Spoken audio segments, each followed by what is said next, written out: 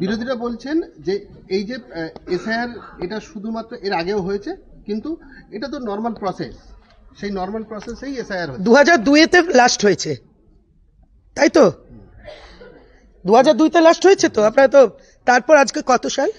2025 আগামী দিন আসছে, তাহলে 21 বছর পর। সেই পিরিয়ডটা কতদিন ধরে চলেছে?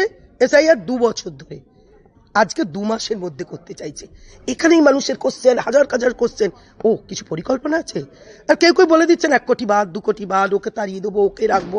তো ওরাই বলছে, আমরা বলছি। দিদি, এই যে 9 বছরে মাত্র কয়েকজনকে এদেশের নাগরিকত্ব দিতে পেরেছে, এই 2 মাসের মধ্যে আমি এ নিয়ে আর কিছু বলবো না। আমাদের দল মুখপাত্ররা বলছে, শুধু বলছি এসআইআর নিয়ে অন্য কোনো পরিকল্পনা যদি করে থাকে বাংলায় বাস্তবায়িত হবে না। বাংলায় এসআইআর করুক আর টাকা বন্ধ রেখেই দিক। এই বাংলা মমতা বন্দ্যোপাধ্যায়ের বাংলা, সেটা 26 দিদি সব হিন্দু কি নাগরিকত্ব পাবে? সেটা নিয়ে আমি এই মুহূর্তে নির্বাচন কমিশন এটা অফ করে দিলে ভালো, তো মাইকটা অন আছে। এসআইআর আতঙ্কে অনেকেই বলছে যে আত্মহত্যা করছে। আজকের এখানে আসাটা এসআইআর নিয়ে নয়। আজকে আমাদের পঞ্চায়েত এন্ড গ্রামোন্নয়ন দপ্তরের রিভিউ মিটিং ছিল। ফলে এসআইআর হচ্ছে, নির্বাচন কমিশন করছে। আমার প্রশ্ন আপনাদের মধ্য দিয়ে, 2024-এর আগে কেন এসআইআর হলো না? আমার ভোটে প্রধানমন্ত্রী নির্বাচিত হয়েছেন, তিনি বৈধ।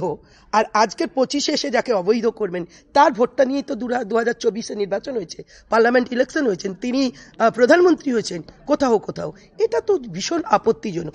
আমার কথা, এসআইআর নিয়ে আমাদের কোনো বিরোধিতা নেই, কিন্তু 2 মাসের মধ্যে কমপ্লিট করা যাবে না, লং টাইম করতে হবে। মুখ্যমন্ত্রী বলেছেন, আপনারা শুনেছেন, আমরা তার সঙ্গে সহমত যে এসআইআর হোক, কিন্তু 2024-এর আগে না করে কেন 2025-এ পর এই 26 যখন বাংলার বিধানসভা সেখানে হচ্ছে, কেন আসামি হয়নি? কেন ডবল ইঞ্জিন সরকার যেখানে আছে সেখানে করছেন না? এই প্রশ্নগুলো তৈরি হচ্ছে, আর বিরোধীরাই আতঙ্কের পরিবেশ তৈরি করে দিচ্ছে। আমরা আতঙ্কিত নই।